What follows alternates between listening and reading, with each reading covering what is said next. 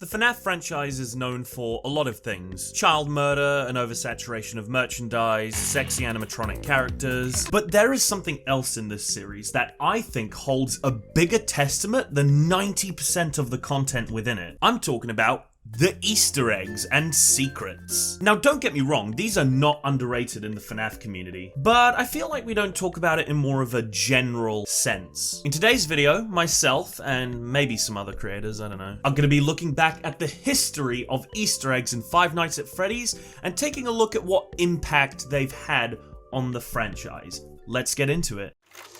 So, maybe we should start off with the first game? Yeah, I guess that's a good place to start. The way I'll structure this video is I'll go from the least rarest Easter eggs in the game that are more like a part of it than an actual secret. And then we'll make our way up to the rarest, most impossible to find secrets in the game. And then we can end off the video with some fun nostalgia by talking about some hoaxes. First of all, I should give an honorable mention to the two secrets that can actually be found by the player and are not so random to find, like Freddy's nose honk. There's also 1987, but I want to save that for a little bit later. The first real Easter eggs I'll be addressing though will just be more of a lightning round of different things, as I consider them all to be in the same boat. They're all extremely common, they're mostly either visuals or sound effects, and they don't have much of a bearing on the games or the franchise's lore as a whole. That being a lot of the creepy sights and sounds that happen during the game, like posters changing on the walls, weird noises in the distance, and general creepy things. Some of these are more rare than others, but the reason I'm putting them all into one category is because the last two Easter eggs we'll be talking about are much more rare than these. Like I said before, these barely serve as Easter eggs though. These are just generic sites that are used to make the game feel more creepy or the environment feel more haunting. I don't think these secrets have developed the game's lore in any way though. Apart from like the basics, of course. The building is haunted, the animatronics are possessed, the kids were murdered, all that stuff. But I think the bigger impact they've had on the franchise as a whole is just the vibe of Five Nights at Freddy's. The first game is the only one in the series that captured that true sense of creepiness that FNAF is really held as. After the first one, all of this horror flair just kinda stopped. A lot of the Easter eggs after this serve as lore hints rather than just being some nice flavor to add to the horror. But it still left such an impact for the entirety of FNAF, despite only being this integral in the first game. We still associate FNAF with the random, sporadic creepiness of FNAF 1. So despite being the least significant here, they still left a pretty big impact in the end.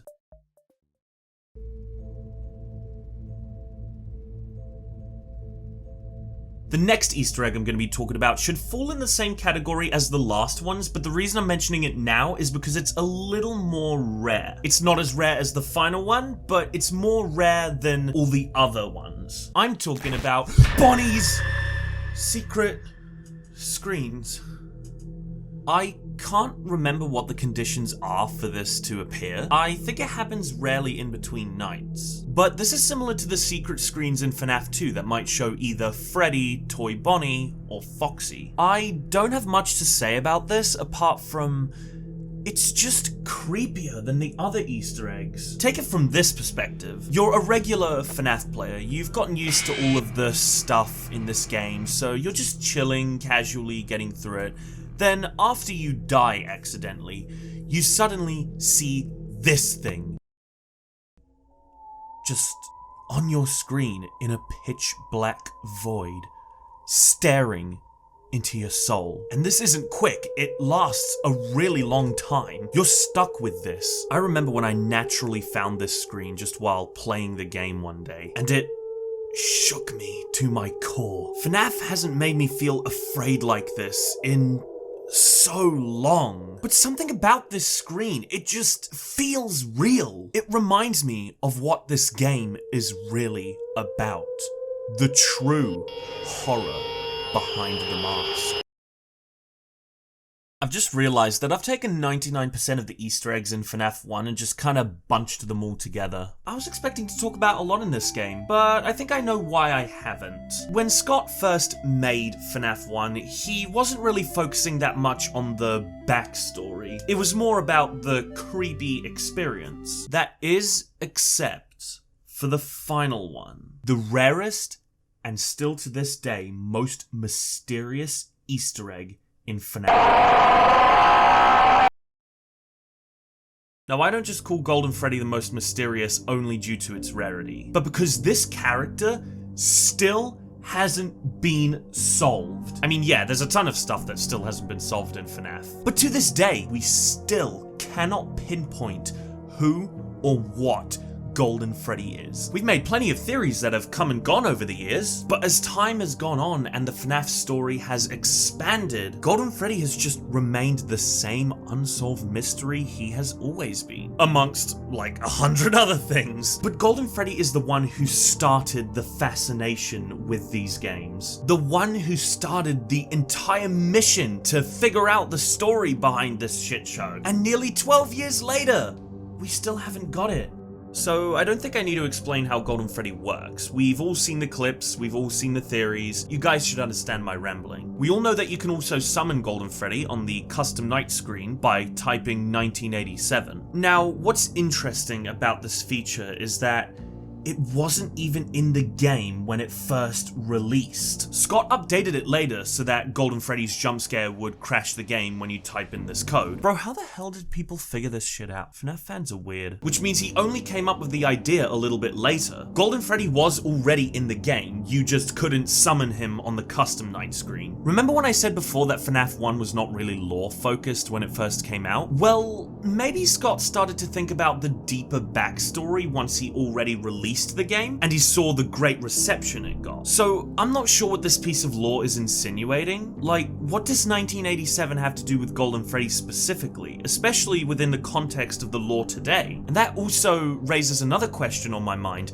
Is it still relevant to the lore today? Because the only relevance this date had back in FNAF 1 was the Bite of 87 excerpt. I reckon these days it could be linking to this big theory I've heard about where FNAF 2 and FNAF 4 are linked in a way. It's super confusing and I'm not explaining it here. Go check out this video from Sire Squawks who explains this entire roundabout theory in great detail. It sounds stupid, but I think it's really plausible and I believe it personally.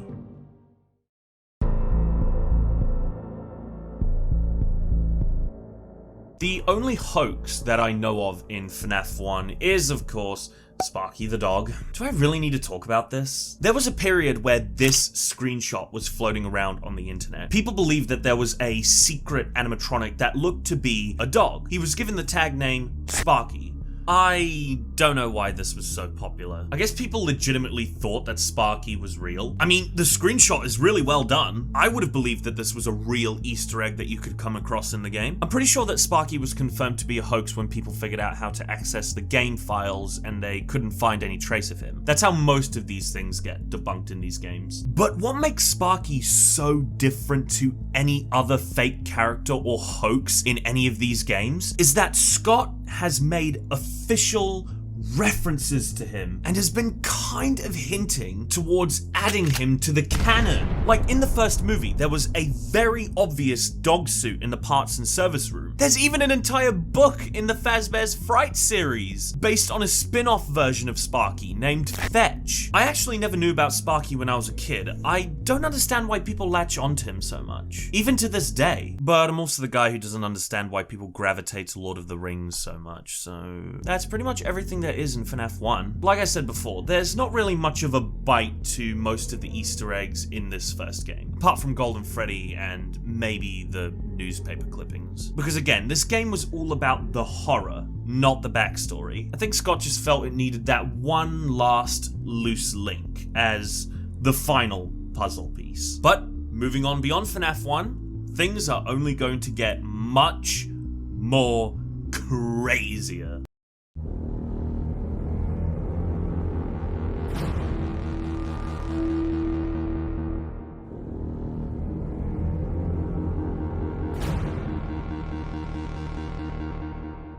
now things are getting serious. So FNAF 2 is where the games really started to have an actual universe and story. So now the Easter eggs were starting to have a lot more substance to them. Well, they're supposed to, but we'll get to that. Wait, Lex, when did you get here? You asked me to join you because you said, and I quote, "I'm too lazy to do the video by myself." I didn't tell you that, you just figured that out on your own. Once again, we'll start from the least rarest, most insignificant Easter eggs, like Freddy's nose honk! Next up, let's talk about the puppet hallucinations. Don't know why these exist. Maybe Scott just wanted to make the puppet feel more creepy or important, which I don't think that would have changed at all if these hallucinations didn't exist. So moving on, JJ and the Paper Pals. Now this is where things start to become a little more interesting, but just way too cryptic. Now JJ just kind of exists and has absolutely no bearing on the lore whatsoever. I think the only impact JJ has had on the franchise is just appearing in other games like FNAF World or UCN. No one talks about JJ outside of just being a recolored balloon boy. JJ just kind of happened and has had no development since. Kind of like the Paper Pals. There's an Easter egg in FNAF 2 where one of them appears on the wall of the office. Same in FNAF 3, which shows that they have some kind of significance outside of just being like a decoration in the pizzeria, but again, we don't have a clue as to why. Are they just supposed to be another creepy Easter egg, or do they have some kind of deeper meaning behind them? Let me know in the comments if you have any ideas about what the Paper Pals might mean. The death screens. Now, I already explained my deal with these in the FNAF 1 segment of the video. Again, really creepy. This time they have an added sound effect to go with it, which makes it less eerie and a bit more disturbing. I think these are on par with the Bonnie screens in the first game, but I feel like they fit FNAF 1 a lot better with its more sporadic nature. Once again, if you removed these from FNAF 2, literally nothing would change. However, that's something I can't even come close to saying when talking about the next Easter eggs. The death minigames. Okay, here we go. We're really getting to the meat. I think the death minigames might be the most insane Easter egg in the entirety of Five Nights at Freddy's. Because think about it, these Easter eggs are not like these secret characters that are so cryptic and mysterious that we have no clue what their deal is. They're also not like just some scary scenes to make you just feel scared and that's it. These minigames lay down the foundation of Five Nights at Freddy's story. They take the newspaper clippings from the original game and build upon them, bringing them to life in these really twisted, creepy visuals. I think it's a really creative way of bringing the whole backstory to life, while still keeping in line with the whole nature of Five Nights at Freddy's' very vague storytelling. A glitchy Atari-style game fits the time period Five Nights at Freddy's is set in so well, and it's made exponentially creepier by the ambience that plays throughout. Something even crazier is the fact that, okay, so this here is the way that lore and Easter eggs are explained to us for the rest of the series. When we think about the storytelling of Five Nights at Freddy's in our heads, we always picture it as either an Atari-style minigame or an 8-bit game in our heads. And that style of storytelling has become so prevalent in this series that even the VHS fan-made series on YouTube are also using those. And of course, even the movies opened with an 8-bit style intro, keeping in line with the vibe and style that Scott is very content on keeping. But there is one thing in these minigames that has made a bigger impact than anything I've mentioned thus far, and that's the introduction of our main villain. The Purple Guy. Ah, the Purple Guy. Back then he had no name, no discernible features outside of crooked smile and, well, being purple. He appears in most of the minigames in FNAF 2, however, this appearance specifically is very interesting. In this minigame, we play as Withered Freddy. We wander around the building, passing a plethora of characters we see throughout the game. The Toys, the Withereds, Mangle, Golden Freddy, etc. But in this minigame, there is a 1 in 100 chance that moving into any room on your right will cause our Purple Man to spawn. Touching you, blue static fills the screen, with a little piece of text at the bottom of the screen reading, "You can't." you can't. The impact of this strange purple man and a plethora of other things releasing at the time, mainly fan works, told us a story. This was our murderer. I mean, come on, this guy fits the bill to a T. The mysterious someone who used a mascot costume to lure children to the back room. This guy looks like the type of guy to do that. The murderer we had been speculating about for a little while now had been revealed. Kinda. The fan base went crazy with this dude. There were fan theories, fan art, we don't talk about that, and plenty more interesting things surrounding this guy, slowly building him up as the overarching villain of this series, while still keeping him extremely mysterious. Wanna know who else is extremely mysterious? The Endoskeleton. When this Easter egg was revealed, people went mad. What did this mean? Whose endoskeleton is this? Why is it not hostile towards the player? And I must say, this Easter egg is still absolutely nuts just because of how mysterious it is. I hope that one day we can rack up every piece of evidence surrounding the lore of this weird animatronic. Oh. There is none. Again, like with JJ, this is another Easter egg that just goes nowhere, which sucks so much because unlike JJ, I really want to know what this man's deal is. And I hate when FNAF does this, because at least Golden Freddy has remained a cornerstone throughout the entire franchise, and I love that even then we still can't figure him out. But when Scott just chucks something in there and completely forgets about it, it's a real shame. So I'm pretty much just spitballing here, but I'm pretty certain that this Easter egg was supposed to be an actual character in the game and it got scrapped. Because otherwise, why the hell would it appear in the left air vent? I reckon these are some leftover assets that Scott either forgot to remove, which is kind of unlikely, or maybe he just decided to keep it as a secret of some kind. However, on that first point, I wouldn't be surprised if that's true, because FNAF 2 does feel incredibly rushed. The only impact this character has had on the franchise is, once again, just brief appearances in other games. No one says that Endo 2 is their favorite character. So I'm really glad that the next two Easter eggs we'll be talking about are the complete opposite. The Shadow animatronics.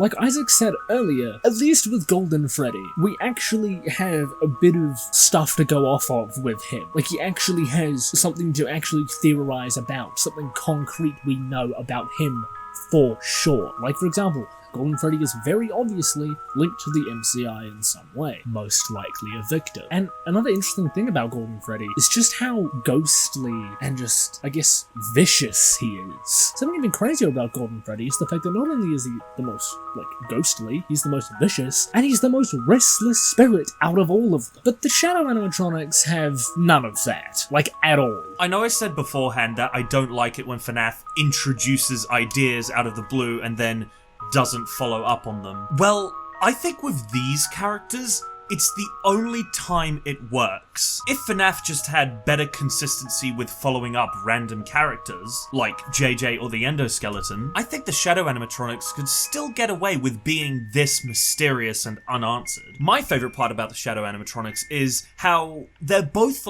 in the same category, but they're both completely different. Shadow Bonnie definitely feels the most hostile. He doesn't even bother to jump scare you like Golden Freddy, he just immediately crashes your game. He's definitely the most restless spirit in the entire FNAF series, even if he is a spirit. He can glitch through worlds, he can float in the air, and he has a design that's just so sinister. Everything about Shadow Bonnie feels like he's out for something. Whereas Shadow Freddy has the total opposite vibe. Like, for example, when he spawns, he doesn't even interact with the player whatsoever. He just sits in the corner. I mean, something more interesting about him is that he looks a lot more physical than Shadow Bonnie.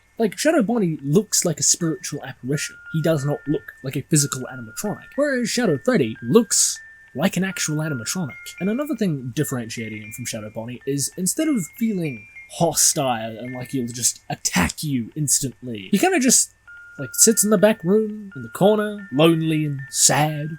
But he does still crash your game if you look at him for too long. So I mean, there's that. Both of these characters feel like they have something going on, but in two totally different ways. And they are definitely the pinnacle of Easter eggs in Five Nights at Freddy's 2. Kind of like how Five Nights at Freddy's 2 is the pinnacle of hoaxes. Take it away from here, Doctor Strange. I'm retiring. Alright people, I'm hijacking this video and there's nothing you can do about it. Five Nights at Freddy's hoax characters have been around since the first game, with Sparky the dog. But FNAF 2 is where they really peaked. So let's take a look, shall we? For God's sake. No. No, I'm not. No, it's stupid. Okay. Fuck, I can't even say it's a stupid ass name. Okay, anyway. Grey Puppet.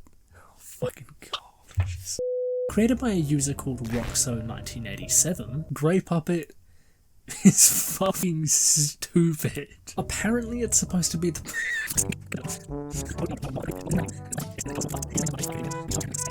Apparently it's supposed to be the...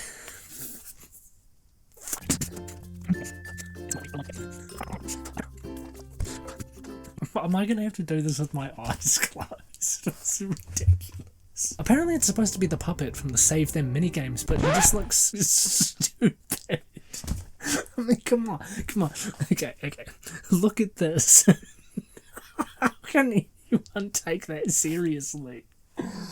Also created by Roxo1987, the purple guy animatronic is quite an interesting one. It's the body of withered Golden Freddy, with a really messed up looking head that I think was originally supposed to be Toy Chica's head without its beak. Overall, I think he's kind of creepy looking, with the sunken in eyes and really crooked, weird looking smile. But the one thing that ruins this design for me is his feet. They look so stupid looking. What the fuck? I think the withered toys actually look pretty cool. However, some of them look a little bit too over the top and trying to be withered to the point where it's like, how the f are you even being held together? Golden Toy Freddy and Shadow BB are kind of just recolors, so I don't really have anything interesting to say about them. Overall, a lot of these hoax characters are kind of just recolors. The biggest problem with them is that they look too goofy. A lot of them try way too hard to be scary, that it gives the opposite effect. Take a Grey Puppet, for example. Anyway, enough of me yapping. Let's just get on to the outro, shall we? FNAF 2 has defined the lore and secrets of Five Nights at Freddy's as we know it today. The first game established the gameplay and the overall atmosphere for the franchise. But without the death minigames or the purple guy, I have no clue if FNAF would be what it is today. So why don't we see how Scott continued to develop this in FNAF 3? Oh yeah, also, Smokey's here now. In my opinion, I think that FNAF 3 is where Easter eggs peaked in these games, only rivaled by Pizzeria Simulator. But before we get to the best of them, we gotta get through just the regular FNAF secrets. Like Freddy's nose honk! Originally appearing in FNAF 2 in the Party Room 4 camera, the Paper Pals have been a very odd Easter egg. For some reason in FNAF 2, only the Balloon Boy looking one moves, whereas in FNAF 3, the Freddy and the Bonnie ones move, but the Balloon Boy one just sits in the box in the corner. I think it's supposed to imply importance for those specific characters for those respective games, but then again, Balloon Boy isn't really all that important to FNAF 2, so this Easter egg is kinda just a little vague, like most of them. Hello there everyone. I'd like to start off with something shiny, something tasty, something golden. That's right, the golden cupcake exists. Not to be confused with the golden apple or golden Freddy. This is its own thing, and giving it a pronoun might not be an exaggeration. I see a soul behind those eyes. It's also theorized to be an old cupcake from Fredbear's Family Diner, which to me sounds like a whole lot of crap. So don't blame me if you tell the next person this and they completely debunk your Speaking of cupcakes, this isn't the only time we see this creature, because not only golden, but shadow cupcakes appear. I've seen it all at this point. Shadow Bonnies, Freddy's, that's all. But what is its significance is what I ask myself every night. For starters, it appears in, of course, the third Five Nights at Freddy's installment, and specifically during the third night on cams 2, 3, 4, and 6. But now the question we've all been waiting for, what is its purpose? It has none, and a story. I thought that this image was a hoax, but apparently not. There's not much to say about this Easter egg. It's just Shadow Freddy fulfilling his original placement.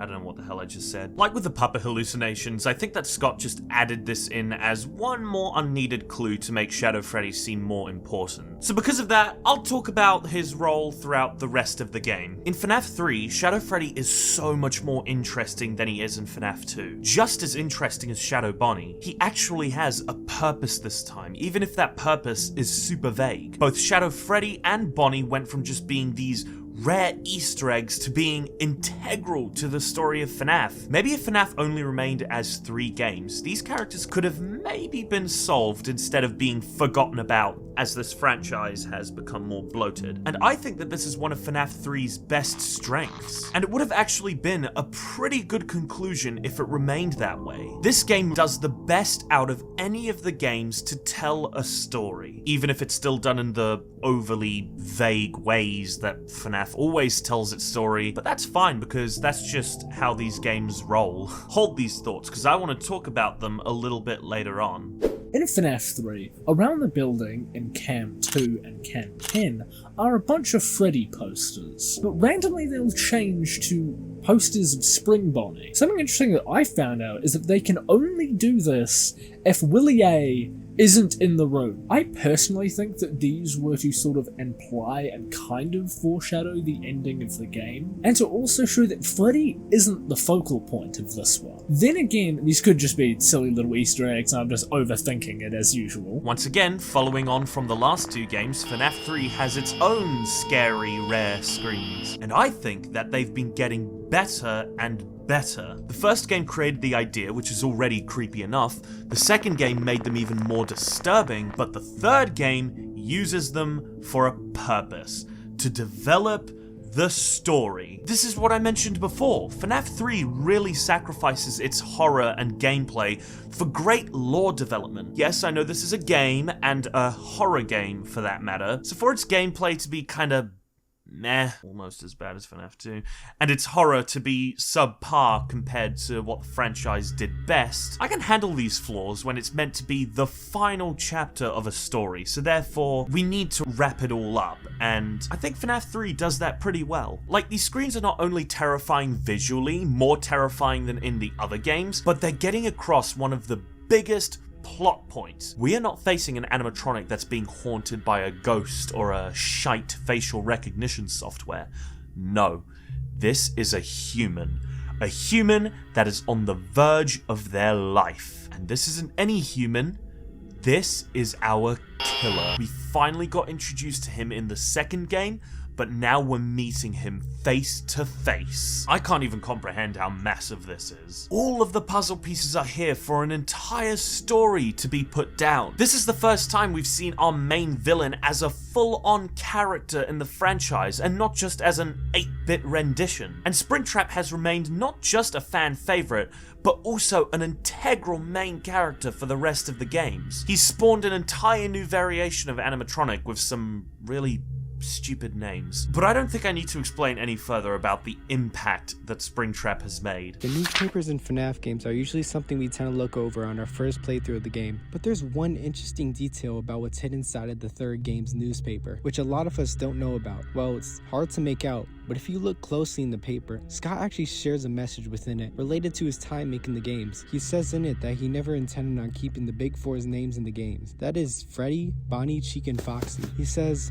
but I had grown very fond of them by the time the game was done. And let's be glad he did, because I want to be able to look at this game the same if it weren't for his laziness. Five Nights at Johnny's just doesn't sit right with me. One other thing to point out quickly is that Scott talks about the way he modeled Foxy, and how the reason he looks so torn up is because he was on a 24-hour drive. Scott also had a nightmare of Bonnie inside of his home once, in which Bonnie camped outside of his bedroom door. Thankfully I woke up, he says. Yeah, thankfully he knows he won't ever be real. And you know what? It's almost as if he was in a nightmare, and had to hide in his room from animatronics until it was 6 a.m. Just a thought, and if you look closely enough, you could see that behind the Freddy toy, Springtrap is looking from behind. which makes me wonder, how exactly is the photographer alive? Another aspect that FNAF 3 does better than FNAF 2, instead of these mini-games being some random scenes that happen when you die, which I still think is cool, they are directly impacted by the player discovering them, and they once again serve a purpose. The player has to actually find these based off of clues that the game provides you, so you need to use your brain in some way.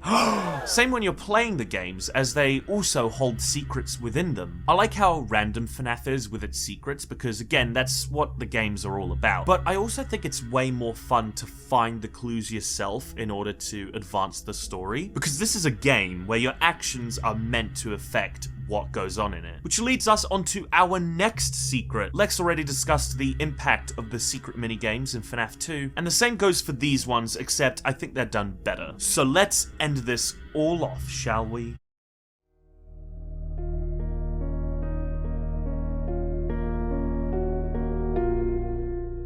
I'm considering the good ending an Easter egg because by playing the game straightforward, you will never find this ending. Like with the minigames, you have to actually find it yourself. I could just clump this together with the minigames, as obviously you unlock this ending by playing through them, but this screen is such an important moment, not only in the original FNAF story, but even the entire story today, that it merits its own section. This is where the spirits pass on.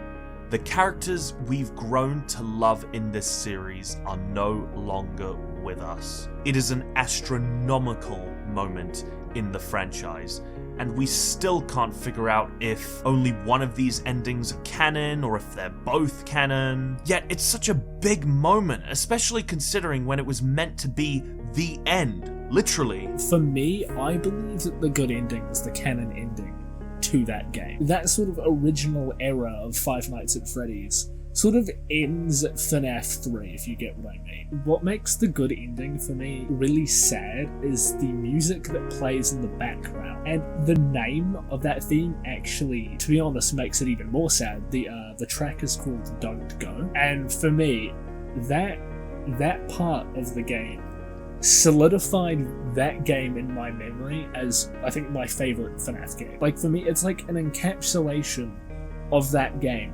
Like, it sort of perfectly rounds off that game plot-wise. Like, it's got a beginning and it's got an end.